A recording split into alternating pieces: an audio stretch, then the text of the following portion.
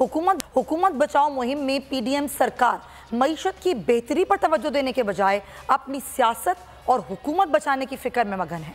यूं तो वतन अजीज में महंगाई की शरह में रोज़ बरोज़ ख़तरनाक हद तक इजाफा हो रहा है। अब पाकिस्तान ने महंगाई की शरह में हाल ही में डिफ़ॉल्ट होने वाला मुल्क श्रीलंका को भी पीछे छोड़ दिया और पाकिस्तान एशिया में महंगा तरीन मुल्क बनकर सामने आया। ये कोई और नहीं बल्कि गैर मुल्की खबर रसा इदारे ब्लूमबर्ग की रिपोर्ट है। उस रिपोर्ट के मुताबिक पाकिस्तान में कमज़ोर करेंसी, खुराक और तवानाई के बढ़ते हुए अखराजात ने अप्रैल में कीमतों में इजाफे को खित्ते की बुलंद तरीन सतह पर पहुँचाया। महकमा शुमारियात पाकिस्तान की जानिब से गुज़िश्ता रोज़ जो जारी करदा अदाद शुमार हैं उसके मुताबिक सार्फिन के लिए अशिया की कीमतों में अप्रैल में एक साल कबल के मुकाबले में 36.4% का इजाफा देखा गया, जो कि 1964 के बाद से सबसे ज़्यादा इजाफा है।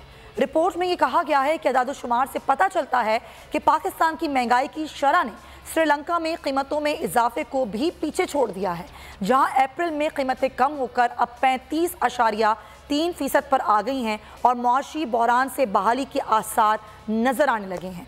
पाकिस्तानी रुपये की बात करें तो 2023 में आलमी सतह पर अब तक बदतरीन कारकर्दगी का मुजाहरा करने वाली करेंसियों में से वो एक बन गया, जिसमें डॉलर के मुकाबले में उसमें 20% की कमी हुई है। दरामदात हमारी जो हैं वो हम देख रहे हैं कि वो अशिया मज़ीद महंगी हो रही हैं, बरामदात ना होने के बराबर हैं। इस सारी सुने हम खड़े कहाँ हैं? हमें ज्वाइन कर रहे हैं डॉक्टर शाहिद हसन सिद्दीकी साहब, हमारे माशियात हैं, एक्सपर्ट हैं, वो हमें बताएंगे। Thank you so much doctor साहब। अस्सलाम वालेकुम। जी वालेकुम अस्सलाम। डॉक्टर साहब कहाँ खड़े हैं हम? ब्लूमबर्ग की रिपोर्ट ये कह रही है कि हमने श्रीलंका को भी पीछे छोड़ दिया है। जितनी महंगाई वहाँ पर थी अप्रैल में, अब यहाँ पर ज़्यादा है और करेंसी तो वैसे हमारी डीवैल्यू हो गई है। सर देखिए, मैं आपसे पहले ही बता दूं कि आप अपनी रिपोर्टों पर भरोसा किया करें। पाकिस्तान में इस साल मईशत की शरह नमू मनफी होने वाली है, नेगेटिव ग्रोथ होगी। ये जो 0.8 कह रहे हैं नहीं होगा, मैं आज आपको रिकॉर्ड पे बता रहा हूँ। 0.8% मनफी। बरामदात अभी 10 महीने में 3 अरब डॉलर हमारी गिर चुकी हैं। जी जी। महंगाई जो फरवरी में 13.8% थी, अब 36.4% है।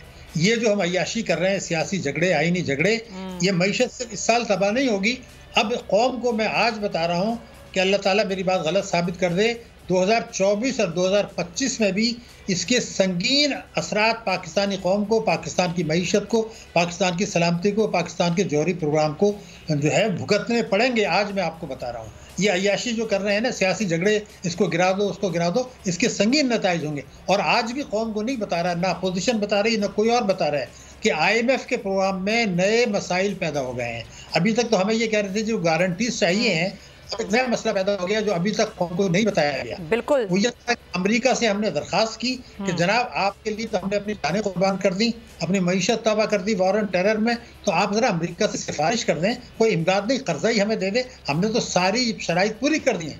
IMF का बयान आपको बता दूं, स्टेट डिपार्टमेंट का, पाकिस्तान को अगर IMF का रुका हुआ प्रोग्राम बहाल करना है तो वो मईशत में इस्लाहात करे, जो वायदे उन्होंने IMF से किए हैं वो उनको पूरा करे। और टाका सा जवाब सर कैसे पूरा करे और कैसे मईशत में क्या इस्लाहात करें? क्योंकि मॉनेटरी पॉलिसी अगर IMF मजीद सख्त करेगा दीगर ममालिक की तरह हमारी भी, तो फिर हम कहाँ स्टैंड करेंगे? सर देखिए, मैं आपसे पहले बता दूं कि हम कौम को सही बात नहीं बता रहे।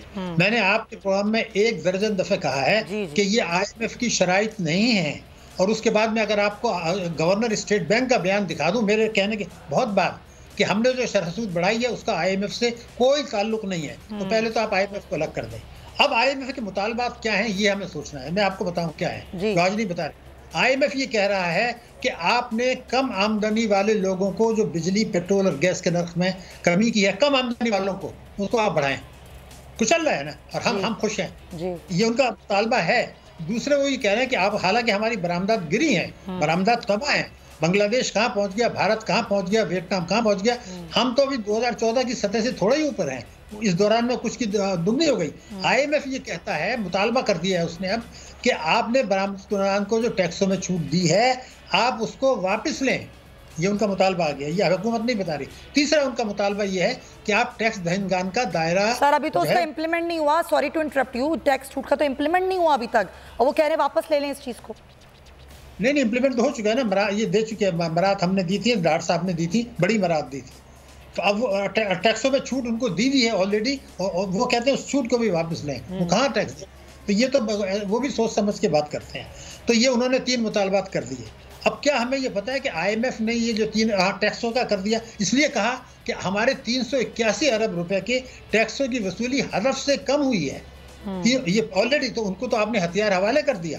अब एक नया खतरा जो आ रहा है, मैंने आपको 2024, 25, 26 में पाकिस्तान को डिफॉल्ट के करीब ले जाके पाकिस्तान से ये मुतालबा किया जाएगा। मैं आज आपको बता रहा हूँ कि बाद में रोने का कोई फ़ायदा नहीं होगा कि आप अमेरिका की शराइत पूरी करें सियासी, यानी कश्मीर के मसले को भूल जाएं, भारत की बालादस्ती कबूल करें। चीन भी उसको सपोर्ट करेगा कि ज़मीनी रास्ते से भारत को आप ट्रेड की सहूलत दें और अपने जौहरी प्रोग्राम को आहिस्ता आहिस्ता पीछे करें। और सबसे बड़ी बात, जो ईस्ट इंडिया कंपनी का दौर था, इस हुकूमत के दौर में और पिछली हुकूमतों ने निष्कारी करके बड़े बड़े असासे गैर मुल्कियों को दे दिए। मुशर्रफ ने, इमरान खान, और सॉरी आप मैं बात कर रहा हूँ नवाज शरीफ ने। हबीब बैंक चली गई, यूनाइटेड बैंक चली गई, रिफाइनरी चली गई, PTCL चल गई। हम क्या सिर्फ चमड़े का कारोबार करने के लिए पैदा हुए, बाकी सब गैर मुल्कियों को देंगे? अब मैं आज आपको बता रहा हूँ एक नया मुतालबा भी सामने आने वाला है। वो ये हुआ कि इस साल हमारे 2 वर्षों में स्टेट लाइफ ने बहुत ज़बरदस्त शानदार कारकर्दगी का मुजाहरा किया।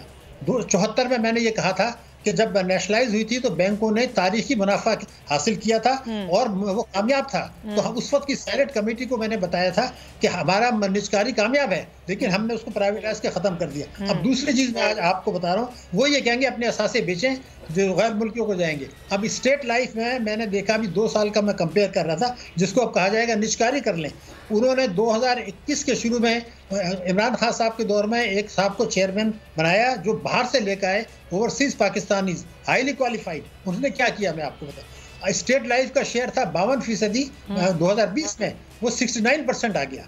उसके बाद जो इजाफा हुआ 170 अरब रुपए का उसके प्रीमियम में, उसका 92% स्टेट लाइफ का और 8% जो है वो दूसरी तमाम कंपनीज का। तो आप अपने जो अच्छे इदारे हैं उनको आप फरोख्त करेंगे। ये तो हमने शुरू से देखा है ना शाह जहसन सिद्दीकी साहब, अच्छे इदारों को हम जो है उनकी निजकारी कर देते हैं, उनको हम फरोख्त कर देते हैं, और हम सिर्फ जो खराब मामलात होते हैं ना उनको चला के फ़ख्र महसूस करते हैं। लेकिन एक सवाल का जवाब दें, मैं बहुत सादा सवाल आपसे कर रही हूँ। ये हुकूमत एक बयानिया बेचती है और स्टिल बेच रही है कि ये जो तबाहाली है ना मईशत की, इस सारी तबाहाली का जिम्मेदार इमरान खान है और इमरान खान की हुकूमत की वजह से हम आज यहाँ खड़े हैं। इसमें कितनी सच्चाई है शाहिद साहब? मैं तो एक बात जानना, देखिए मैं कुछ राय देने के बजाय आपको आदाद शुमार क्यों नहीं पेश करता। मई 2022 में हमारा जो अफरात ज़र था वो 13.8% था। ऐसा ही है। उसके लिए आप इमरान खान को फांसी पर लटकाने के इतना क्यों कर दिया? तो वो तो अप्रैल में रुखसत हो चुका है ना। तो फिर ये जो उसके बाद बढ़ा वो अब आ गया 36.5 पर जी। तो उसमें ठीक है, IMF ने ये कहा है कि 2022 में जो ज़बरदस्त इंपोर्ट्स की गई थी और जो स्टेट माहिदा तोड़ा था उसके कुछ असरात 2023 में पड़े। और शौकत तरीन ने भी ये बयान बदकिस्मती से दे दिया कि जो गलती इमरान खान ने की है वो 2025 तक कहेंगे, 2025 तक कहेंगे, सही है। लेकिन स्मगलिंग किसके दौर में पड़ी और सट्टेबाजी किसके दौर में पड़ी? और आज ये बयान आया है आपके वजीर साहब का कि हम स्मगलिंग को रोकने के लिए हिकमत अमली असल बात तो यही है ना सर कि सच्चाई नहीं बताई जाती, सिर्फ बयानात में आवाम को उलझाया जाता है। अगर आपको ये वीडियो पसंद आई है तो सब्सक्राइब करें और बेल आइकन पर क्लिक करें। हवाए नफ्स की है हुक्मरानी, लुटेरा कर रहा है पासबानी।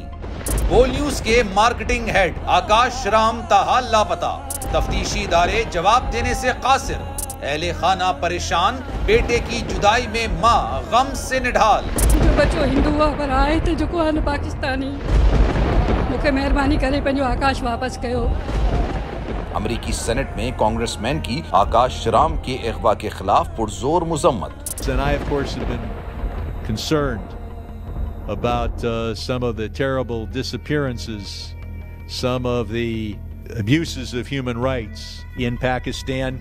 यूनाइटेड नेशन ने भी आकाश राम की बाजियाबी के लिए मौसर इकदामात उठाने का इंदिया दे दिया। मुश्किल की इस घड़ी में आलमी मीडिया समेत इंडियन मीडिया भी चीख चीख कर आकाश राम की बाजियाबी के लिए आवाज उठा रहा है। आलमी सहाफती तंजीम और इंसानी हुकूक की आलमी तंजीमों की भी आकाश राम के अगवा की मुजम्मत। उफ क्या जुल्म है, बोल इंसाफ का मुंतजिर। सब्सक्राइब करें और बेल दबाएं ताकि कोई खबर रह न जाए।